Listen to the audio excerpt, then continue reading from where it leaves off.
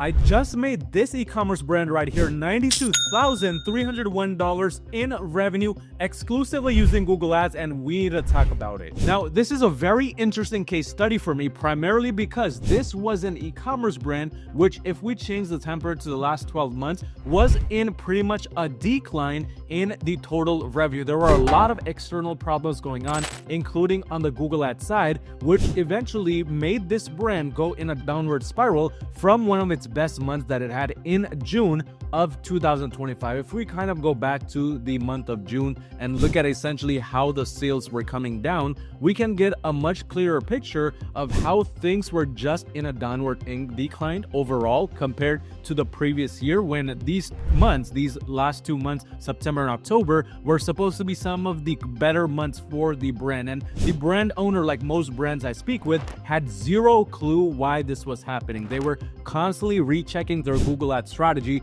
which on the Google Ads side in the last 30 days, it says about 61,000 in attributable revenue to these campaigns. However, this brand relies 99% on Google Ads, and not all of the revenue does get tracked because of a variety of factors, which we'll discuss very shortly. But overall, the brand owner had zero clue what was going on. They didn't know how to turn this brand towards an incline again, especially now that they were coming into September, October, November, the Q4 prime season for this brand. So this is a brand under my Google Ads agency or marketing. But before we cover any of that, let's get a little bit more into the nitty-gritty of the background of this brand. Now, this brand specifically sells all types of farming related equipment and attachments, anything from skid steers to excavator attachments to anything that you can use within the farming industry, within just the industrial world in general. And the brand owner actually is not the main brand owner that was running this brand. They purchased this brand back in October of 2024 from somebody else, which it was essentially not even generating any revenue during that time.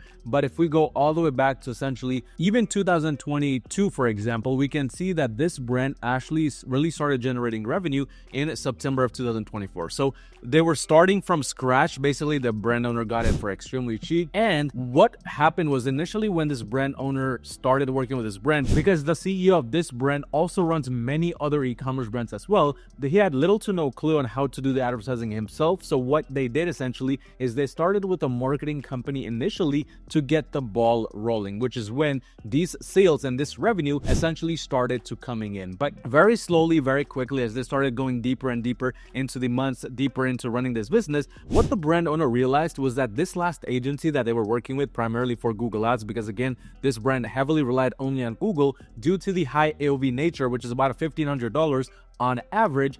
But what the brand owner realized was a lot of the strategies this agency was implementing during that time was basically a set and forget method, meaning they would essentially come into the ad account, they would launch a few campaigns, and they would just let them run without really any types of changes within them, without really any real strategy in place. And we can see this actually in action if we look right over here. During that time, they had several different campaigns running during the early portions from March to October 31st of 2024. Some were performance managed campaigns and the rest were search campaigns. Now, one key thing you want to understand when it comes to high ticket brands is search campaigns very rarely do extremely well. They can be great top of funnel traffic generators for the keywords, which ultimately the PMAX campaigns or the standard shopping campaigns can go after and also convert. But on their own, search campaigns are basically not useful at all in terms of profitability and scale when it comes to high ticket brands. And that's just because a lot of the audience members that would have shopped within this niche or just shop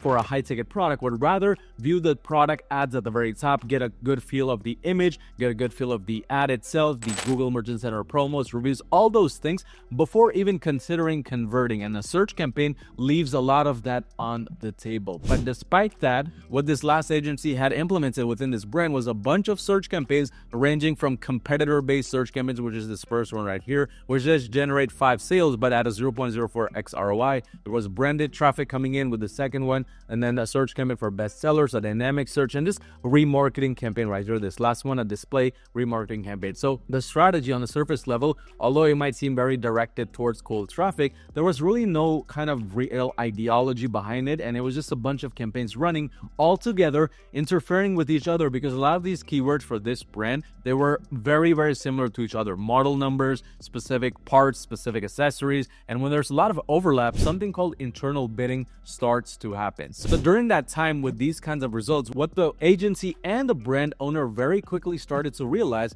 was that essentially although there were no peaks and troughs for this brand, it was a pretty consistent brand because it sold attachments for equipment that could be used in summer as well as the winter time. What the brand owner was failing to realize was, despite not having really peaks and troughs, why the overall revenue and why the overall scale was not able to become consistent. Because overall, if we change this to, for example, a weekly period, there were some weeks where the revenue would go all the way up to 32,000, considering the fact that it was December. This was bound to happen due to Q4. But then some weeks it would go all the way down to $4,000 in a week, which is a very, very low period. And the ROI here, which is barely a 3x, is not even break even, because the break even for this brand starts at roughly a 5.5x. The majority of these months that the brand was actually running ads, there was basically not even break even, it was in a loss. And flash forward, a week of February essentially is when they started to figure something out. What very quickly happened was this revenue that they started to see come in March, April, May, June started to dwindle off. So what seemed like finally something was working, finally things were on track, very quickly became a downward spiral for this brand. Now, the main target of this brand is the United States, and the average monthly revenue when it first started was around 70,000. Now, there's a lot of months during this time period when it did go to its peaks, which was 130K, but overall, it's hovered around the 70K per month general range. And from the start, 98% to 100% of this traffic was coming from Google Ads with very little influence from SEO traffic. And when the brand owner essentially came to me under my Google Ads agency or marketing, they basically had one goal in mind: get to a 7x or a 10x ROAS consistently for the business to last. Because with the multiple months that were in the red, this brand was on the verge of essentially crumbling because things were just unprofitable and it was just not in a place where the brand owner could continue spending any type of budget on this brand. But as with any brand, the first thing we did as an agency is start by looking through the Google Ads account, start by doing a complete audit of essentially what was going on. And on a very surface level, from these PMAX campaigns and a bunch of search campaigns running, there were very clear problems in the site. One of the major problems that I personally found was the products and keywords were overlapping each other. I mean, with these specific products and campaigns just running similar products, like for example with the PMAX, a lot of the products were the same ones between these two PMAXs, so there was really no reason for multiple PMAXs to run at the same time. And in addition, on top of that, these search campaigns were going after very, very similar keywords, which on the search side was adding a lot of friction. And one thing you want to understand with Google is the more friction there is within your overall approach, the harder it becomes for the algorithm to find your perfect customer, especially if it's a high average order value. Now, for a high AOV brand like this, shopping placement is key, but that was another problem this brand was dealing with, because when it initially started, a lot of these products were directly just imported to the website with very basic product titles. In fact, some of the product feed and the product titles were directly model numbers of the items that they were selling. The product images were a complete mess because they were imported directly from suppliers, so there was a lot of text on them, and they were just not optimized Google Ads side of things. What most brand owners don't realize is a product feed is like the powerhouse of your Google Ads scale. You could have the best campaign strategy on this planet within your ads dashboard. You could have all the right bells and whistles on the product landing page side of thing, but if your product feed and the Google Merchant Sensor attributes, the backend information you provide is not up to par, it's not gonna work, period. Doesn't matter what you do. And this is the main problem this brand was facing, because a lot of these attachments is the same exact thing as what their competition would be selling. And because of that, there was no differentiation that was basically putting this brand apart from the other. So it was essentially blending in, even though it was spending a decent amount of money on ads. The overall CPCs were in an incline because the CPCs were rising all the way up to $1, even in some situations $3, and the ROI was not following. So this created a complete mess because the product feed was a mess. There was a bunch of branded product titles with numbers only titles, and the images on top of that just blended in with the rest, which with product feed, opposite of the competition, should be your ultimate goal, which ultimately is what we ended up doing. But essentially, with all of these problems, here's what was happening for this brand. The algorithm itself was becoming so unoptimized that the audience that it was targeting was completely medium buying intent audience or on the lower end. So what you want to understand is anytime you end up targeting medium buying intent or low buying intent audiences, your CPCs naturally start to increase. It's not because you're scaling, but rather it's because Google is just sending your way low quality traffic, and because it's not converting at the level that Google expects it to convert at, it starts increasing your CPCs because now it's increasing your ad cost to take up room within the auctions because it does not believe your brand should be ranking for a low spend like your competition might be doing if they have everything in order, which is exactly what was happening. And if we kind of flash forward a bit to maybe June, March to July, essentially, that's when the results really started to kind of tinker down a bit. And we can see overall, the ROAS, although it was at a 6.5, it was still below essentially what they wanted to go after. The average CPCs were essentially staying at a 0.84 cents, but things were just not improving until we eventually took over in late September. But overall, until that actually ended up happening, the brand was in a downward decline for the ROI. The CPCs, as we see here, rose from 84 cents on average to $1.09. Now, the thing about high ticket stores, which may be different from medium ticket or low ticket stores, is because the average order value is just so high, there's going to be a lower amount of data coming in on a weekly basis or on a monthly basis, simply because it takes a lot more spend to get that individual sale coming through the door. And that was essentially what was happening for this brand. The overall spend, as we see here from, for example, in just the month of September, it was on track to spend only about $10,000. And with an average order value, which was now decreasing to $415 from $1,500 they were originally at, it was still not enough to get that consistent amount of conversions, at least 100 conversions a month, to essentially feed the algorithm at a faster pace. So what that meant was, overall, if we look at the main important metrics, essentially search impression share, for example, we can see that during this time they were roughly at only a 19% search impression share, which was on a downward spiral as well overall, because again, they were not able to get as much of the traffic that they could be essentially getting, and they were wasting a lot of it on just unnecessary buying intent audience types where the chances were low of converting them. So overall, from July to August 31st, search impression share was 14%, and majority of the ranking that they were losing was because they had a low ad rank. If we look right here, 80% of the auctions they were losing just from July to August, when things really started to go downward, as we see on the ad side of things.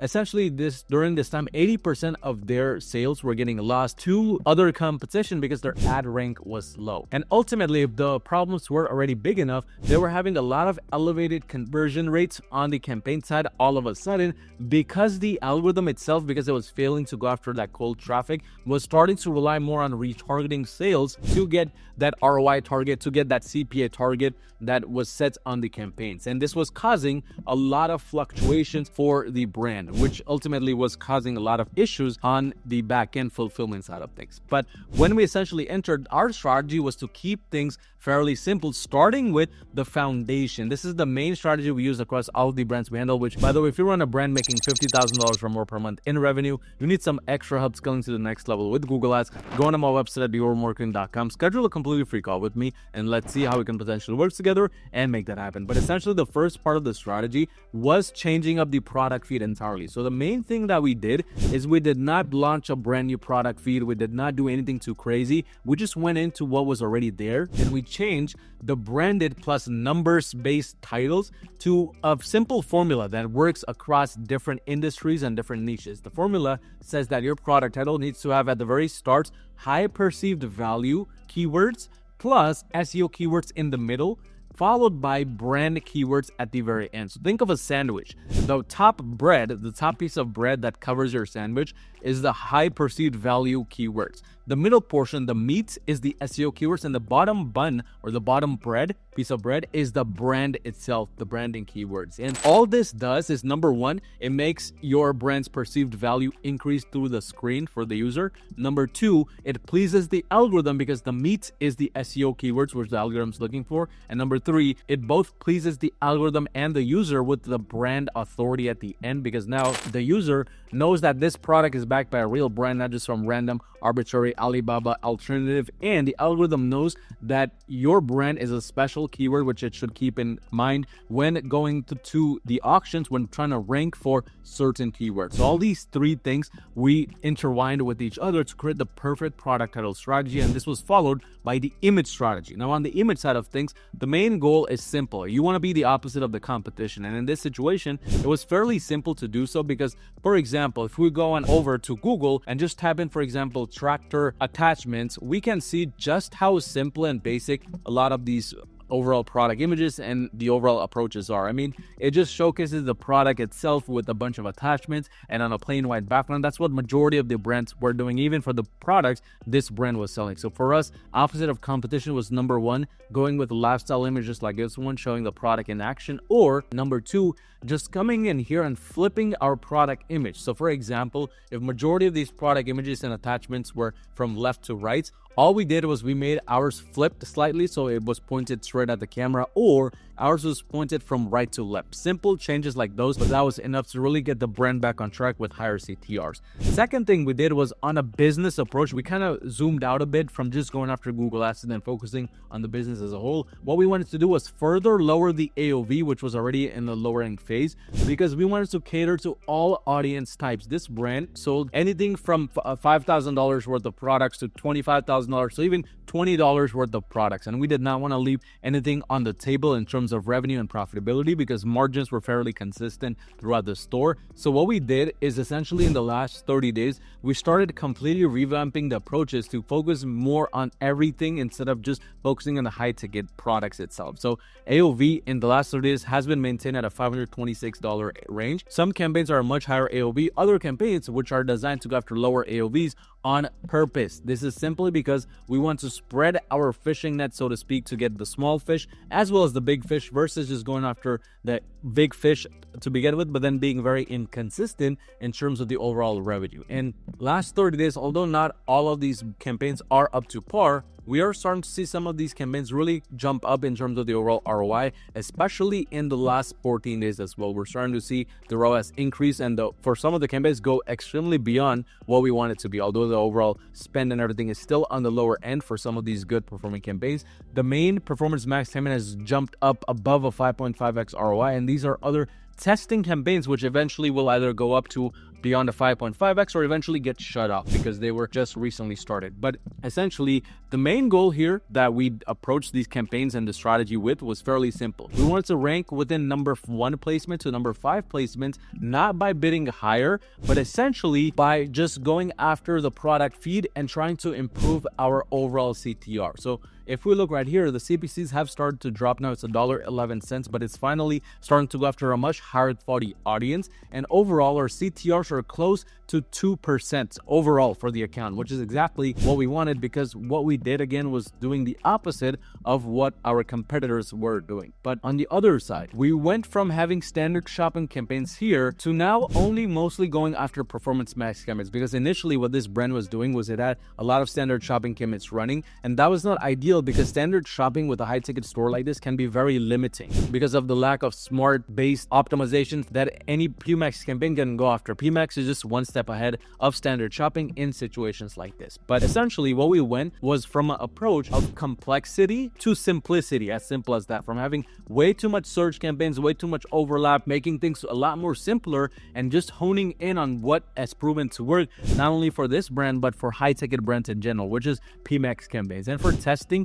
we kept it fairly simple. We wanted to go after a performance max campaign strategy where it was segregated based on the product cost of goods, which is why some product campaigns will have a $700 AOV and others have a $132 AOV. But at the same time, we wanted to go after specific categories that this brand was selling separately. So some categories of products sold more than others, and this was backed by historical data which we use to create this segregation strategy. And for the search campaigns, instead of having anything cold traffic related, we just kept it as branded search. It was as simple as that. But overall, As we see right here, this was the major performance maximizing testing campaign going on, running at that time, which is still running to this day at almost a 6x ROI. And these are category-based performance max campaigns which we are running at this point of time. But overall, in terms of optimizations, in terms of scaling, what we're doing right now, we're keeping things fairly simple. All we're doing is if something's working, we're increasing the budgets when things are good and decreasing it when things are not good. On the other side, for these campaigns with a lower ROI, all we're focused on is not budget changes, but rather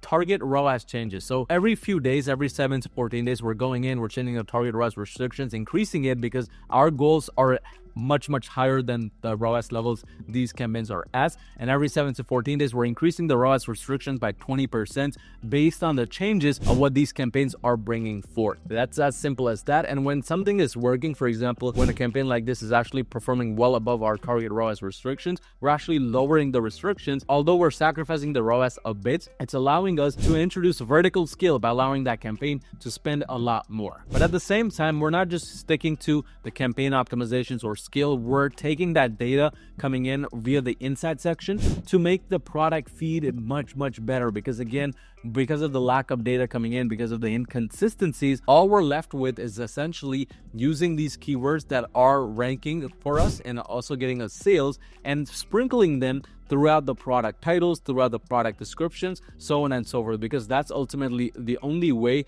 we can continue scaling this brand further. And this is happening every 7 to 10 days. But the end result of essentially when we started working together, which was around start of September, early September is when the campaigns really started. But if we take a look at September, essentially September 1st, all the way to yesterday when I'm recording this video, it's November 12th, but we can clearly see that there has been a decent increase in the overall kind of trajectory of this brand. The consistency has just recently started to be introduced. Just in the conversion value, you can see how the days were much lower during this month of September, which ultimately now we're having better and better days and more consistent days. Now, the days of having $40 in revenue are long gone, simply because our lowest days can be anywhere between $1,300 to $1,400, but the ROI well makes up for it at this point at a 7x minimum ROI. So things are in an upward spiral. And again, we're just long-term optimizing it, scaling it based on the data coming in via the insight section. But if you run a brand making 50K or more per month in revenue, you need some extra help scaling to the next level with Google Ads, go on my website, theyourmarketing.com, schedule a completely free call with me, and let's see how we can potentially work together and make that happen.